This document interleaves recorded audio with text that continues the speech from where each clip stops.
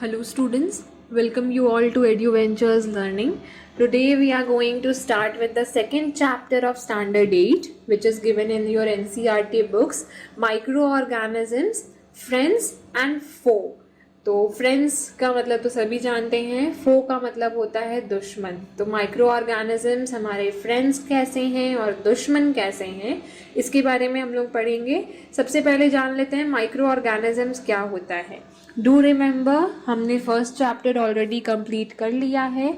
Those who have not seen those videos, आप definitely हमारे app पे जा सकते, हमारे लिंक पे जा सकते हो, जो कि मैं डिस्क्रिप्शन बॉक्स में इन्वॉल्व कर दूंगी।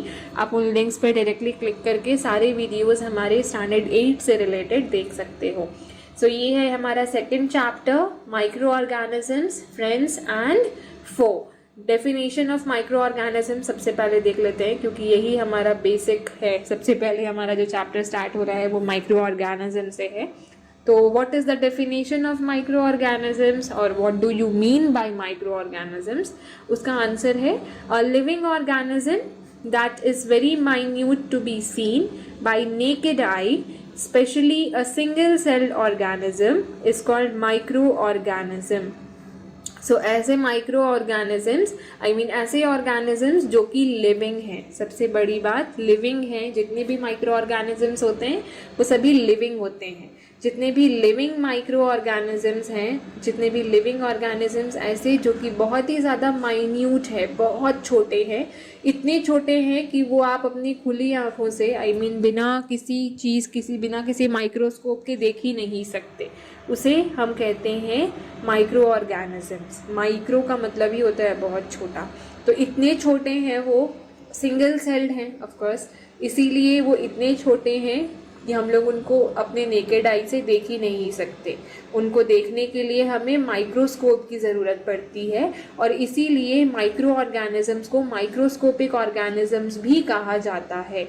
See, they are known as microorganisms or microscopic organisms, as they could only be seen under a microscope. इनको microscopic organism भी कहा जाता है, इसलिए क्योंकि इनको सिर्फ और सिर्फ माइक्रोस्कोप के अंदर ही आप देख सकते हो। नेकेड आई से इनको देखना पॉसिबल ही नहीं है। They make up almost 60% of the Earth's living matter.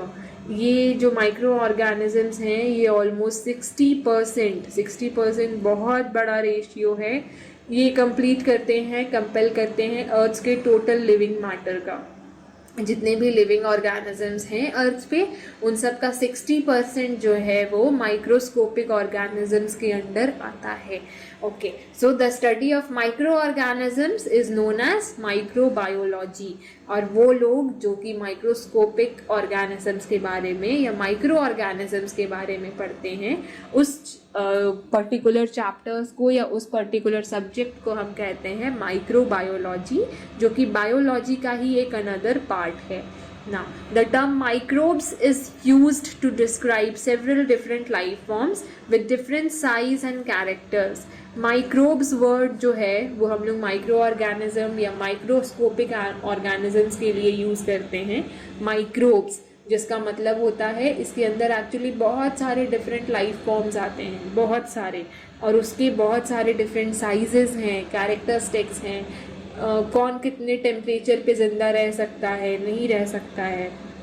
Being human beings या बीइंग अ लिविंग ऑर्गेनिजम्स, मैं आफ्टर 55-60 डिग्री के अबव टेम्परेचर में नहीं रह सकती। ठीक है, I will definitely need AC और एनीथिंग लाइक दैट, लेकिन मैं 60 डिग्री के ऊपर के टेम्परेचर में नहीं रह सकती, या फिर -4-5 डिग्रीज के नीचे के टेम्परेचर में नहीं रह सकती, क्योंकि उसके बाद मेरे बॉडी को हीटअप करने की ज़रूरत पड़ेगी। ठीक है, या तो मैं स्वेटर्स पहनूंगी और इधर I will have a cup of coffee और एनीथिंग लाइक दैट।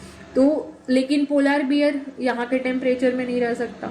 अगर आप किसी पोलर बियर को बोलो कि आप जाके राजस्थान में रहो, या फिर किसी राजस्थान के जू वगैरह में आप ले जाके पोलर बियर को रख दो, तो वो 2 दिन नहीं रह पाएगा, वो जिंदा ही नहीं बचेगा। क्यों?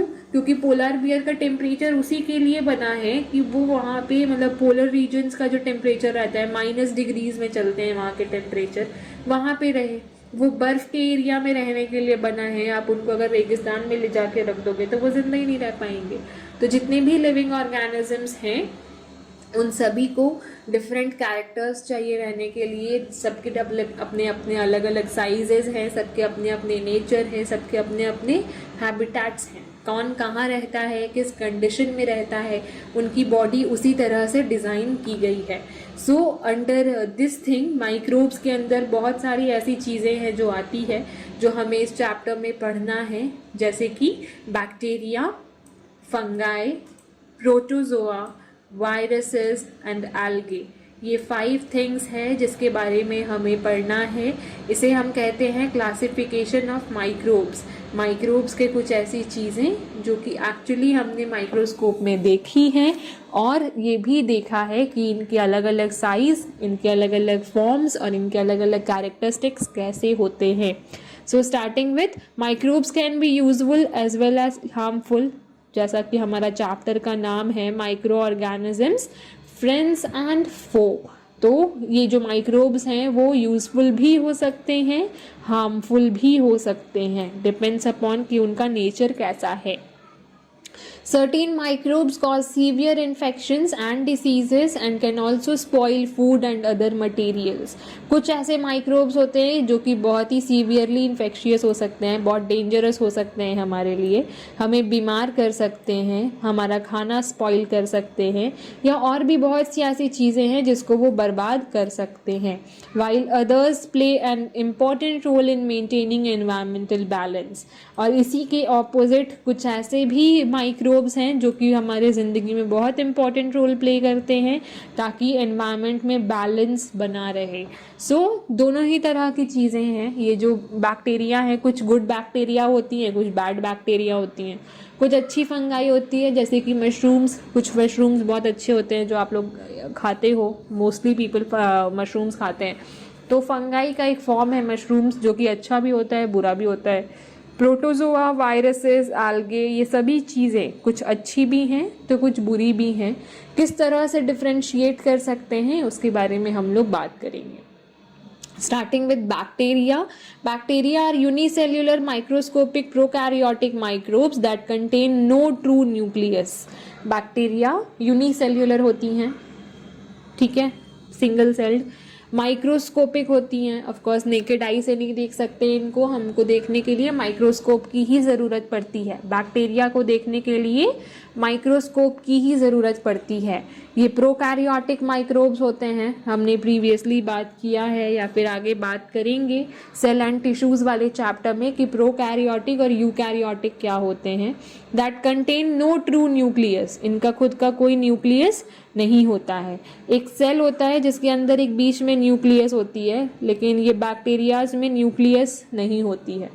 There cell wall is made up of peptidoglycan. इनका जो सेल वॉल है वो इस पेप्टिडोग्लिकैन नाम के एक सब्सटेंस से बनी हुई होती है। They have a flagellum that facilitates locomotion. इनके पास एक फ्लैगेलम होता है जिससे वो एक जगह से दूसरी जगह जाते हैं, लोकोमोशन करते हैं।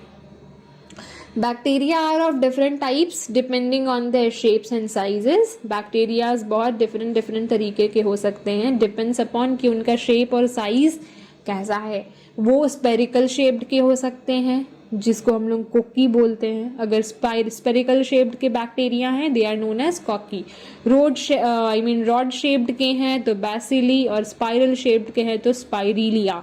इसके अकॉर्डिंगली बहुत सारे और भी वैरायटीज़ हो सकते हैं बैक्टीरियाज के जो कि अलग अलग शेप और साइजेस के होते हैं। In this picture you can see काफ़ी डिफरेंट टाइप्स के मैंने यहाँ पे बैक्टीरियाज इन्वॉल्व किए हैं। कुछ सर्कुलर शेप के हैं, राउंड शेप के हैं, कुछ ट्यूब लाइक स्ट्रक्चर के हैं, कुछ स्पाइरल हैं, कुछ सिलेंड्रिकल शेप के हैं, ठीक है। तो ये डिफरेंट फॉर्म्स ऑफ बैक्टीरियाज हैं। ये किस तरह से और कहाँ पे यूज़ में आते हैं इसके बारे में हम लोग फर्दर टॉपिक्स में पढ़ेंगे इस चैप्टर का। Next is they produce through binary fission of course bacterias में बाइनरी फिजन होता है, ये एक असेक्सुअल रिप्रोडक्शन का फॉर्म है जो कि नॉन लिविंग ऑर्गेनिजम्स नहीं कर सकते। जितने भी लिविंग ऑर्गेनिजम्स हैं सिर्फ वही रिप्रोड्यूस कर सकते हैं, और bacteria binary fission of asexual reproduction के फॉर्म से आगे बढ़ती हैं, आई मीन रिप्रोड्यूस करती हैं। Transfer of genetic material through transformation, transduction and conjugation and through sporulation, ये जितने भी जेनेटिक मटेरियल्स होते हैं, जितने भी एक दूसरे के जैसे दिखने वाला जो चीज़ है, जैसे अगर आप अपने पेरेंट्स के बच्चे हो तो आप में ऐसा बहुत सारे चीज़ होगा जो आपके मम्मी या आपके पापा से रिलेटेड होगा, उसको हम लोग बोलते हैं जेनेटिक मटेरियल। हो सकता है आपका आईज़ आपके मम्मी के जैसा हो सकता है आपके हेयर्स आपके पापा के जैसा हो, बहुत सारी ऐसी चीज़ें रहती है हमारे अंदर जो हमारे पेरेंट्स से रिलेटेड होती है या उनके जैसी होती है, तो उसे हम कहते हैं जेनेटिक मटेरियल। और ये जो बैक्टीरियाज हैं वो अपने छोटे बच्चों में बाइनरी फिजन हो रहा है क्योंकि यहाँ पे, तो ये जेनेटिक मटेरियल कैसे ट्रांसफ़र करती हैं, ट्रांसफॉर्मेशन, ये अलग अलग प्रोसेसेस हैं, ट्रांसडक्शन, कंजुगेशन एंड स्पोर्युलेशन, ये सब के बारे में डिटेल में हम लोग स्टैंडर्ड 9 में पढ़ेंगे। अभी सिर्फ आपको इन सब का नाम जानना है। Bacteria play an important role in human survival, bacterias जो हैं ह्यूमन सर्वाइवल में बहुत इंपॉर्टेंट रोल प्ले करती है, मतलब ह्यूमन बीइंग्स के लिए बैक्टीरियाज भी बहुत ज़्यादा इम्पॉर्टेंट है। They break down nutrients in the digestive system into simpler forms, हमारे खाने को डाइजेस्ट करने में, हमारे न्यूट्रिएंट्स को छोटे छोटे पार्ट में ब्रेक डाउन करने में हमारे स्टमक में ये रहती हैं और बहुत हेल्पफुल है हमारे लिए। हमारे लिए गुड बैक्टीरिया का डाइजेस्ट होना, आई मीन खाना, या हमारे बॉडी में गुड बैक्टीरिया का अवेलेबिलिटी होना हमारे इम्यून सिस्टम को, हमारे डाइजेस्टिव सिस्टम को बहुत अच्छा फॉर्म्स दे सकती हैं। Few bacteria such as rhizobium are involved in nitrogen fixation, कुछ बैक्टीरियाज ऐसी भी हैं जो कि प्लांट्स को भी हेल्प करती हैं, जैसे कि राइजोबियम।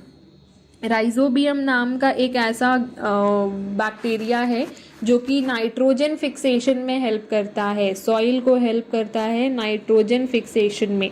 कैसे करता है वो भी हम लोग इस चैप्टर में पढ़ेंगे। They are also used in making antibiotics, of course bacterias जो हैं ये मेडिसिन बनाने में भी काम आती हैं, एंटीबायोटिक्स बनाने में, and can also be used in agriculture as pesticides, और साथ ही साथ एग्रीकल्चर में पेस्टिसाइड बनाने में भी काम आ सकती है। हमने इसके पहले वाले टॉपिक में, इसके पहले वाले चैप्टर में पढ़ा था कि एग्रीकल्चर में पेस्टिसाइड्स की ज़रूरत क्यों होती है और क्या उसकी इम्पोर्टेंस है। तो ये पेस्टिसाइड जो है वो भी बनाने में हमें बैक्टीरियाज हेल्प करते हैं।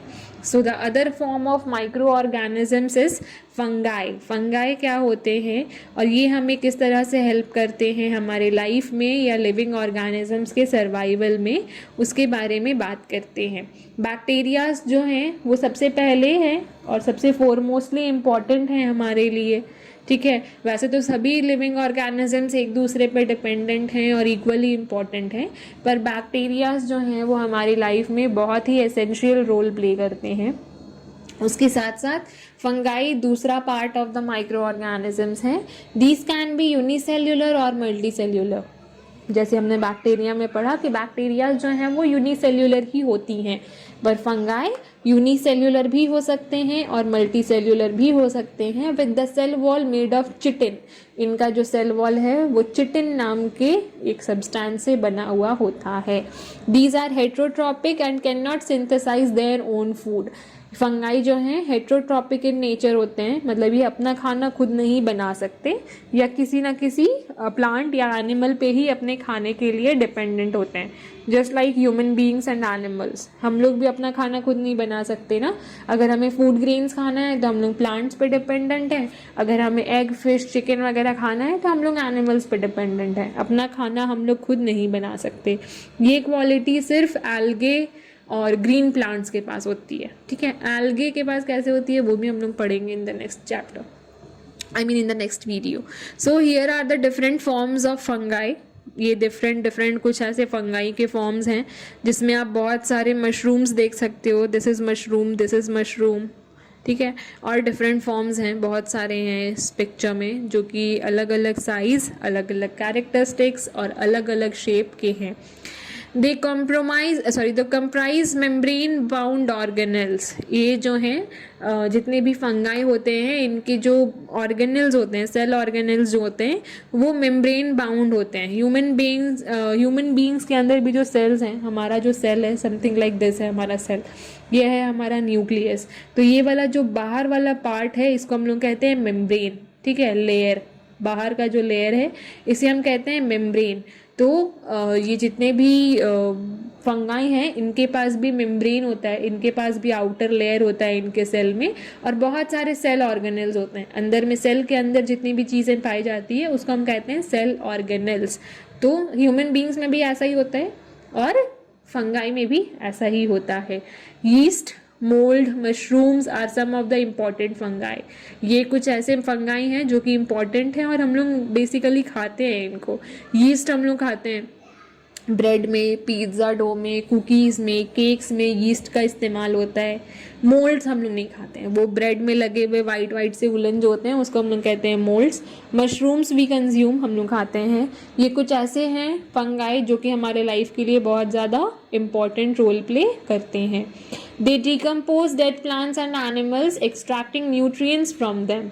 ये जो हैं सॉइल के अंदर रहते हैं, ठीक है। फंगाई जो हैं वो बेसिकली सॉइल के अंदर बहुत ज़्यादा होते हैं और ये क्या करते हैं, जितने भी हमारे बॉडी के अंदर डेड एंड डिकेइंग एनिमल्स होते हैं या फिर जो मिट्टी के अंदर जितने भी एनिमल्स और प्लांट्स के डेड पार्ट्स होते हैं उन सबको डिकम्पोज करते हैं और उसको न्यूट्रिएंट में कन्वर्ट कर देते हैं, जो कि बहुत ही ज़्यादा इम्पॉर्टेंट रोल प्ले करता है हमारी लाइफ में। Few fungi are harmful and cause fungal infections like ringworm and others are used in making antibiotics like penicillin. कुछ फंगाई बहुत ज़्यादा हार्मफुल होते हैं, जैसे कि मैंने कहा था हमारे जितनी भी तरह के जितने भी कैरेक्टरिस्टिक्स हम लोग पढ़ने वाले हैं हमारे क्लासिफिकेशन ऑफ माइक्रो ऑर्गेनिज्म में, सभी के कुछ ना कुछ हार्मफुल इफेक्ट या सभी के कुछ ना कुछ इम्पॉर्टेंट वर्क है हमारे लाइफ में। तो ये जो हार्मफुल वर्क है इसका फंगाई का वो ये है कि वो हमें फंगल इन्फेक्शंस दे सकता है। फंगल इन्फेक्शंस हमें जनरली हमारे स्किन में होती है और ये रिंग वॉर्म नाम का एक फंगस है जिसकी वजह से होती है, ठीक है। दाद जिसे हिंदी में कहते हैं हम लोग, that is ringworm infection या fungal infection. The others are used in making antibiotics like penicillin, और कुछ बहुत ज़्यादा हेल्पफुल हैं जो कि हमें एंटीबायोटिक्स बनाने में हेल्प करती हैं, जैसे कि पेनिसिलिन नाम का antibiotic. Fungi such as yeast are used in all baking industries and also in beer and wine industries. Fungi जो कि एक yeast जो कि fungi के ही फॉर्म में आता है वो हमारे बेकिंग इंडस्ट्रीज़ में काम आता है। जैसे कि मैंने आपको कहा था केक, बेकरीज, बन्स और ब्रेड वगैरह बनाने में, तो यीस्ट का बहुत ज़्यादा इम्पॉर्टेंट रोल है इसमें। वो चीज़ों को फर्मेंटेट करने में या उनकी क्वांटिटी इंक्रीज़ करने में हेल्प करते हैं। और बियर और वाइन इंडस्ट्री में भी यीस्ट का इस्तेमाल होता है, ऑफकोर्स वही फर्मेंटेशन के लिए। इस वीडियो में हमने दो कैरेक्टरिस्टिक्स या फिर दो क्लासिफिकेशन ऑफ माइक्रोस्कोपिक ऑर्गेनिजम्स के बारे में जाना है, that is bacteria and fungi. In the coming videos हम लोग प्रोटोजोआ, एल्गे और डिफरेंट चीज़ों के बारे में बात करेंगे जो कि इसी चैप्टर से रिलेटेड होगा। I hope this video was helpful for you guys. Thank you so much for watching.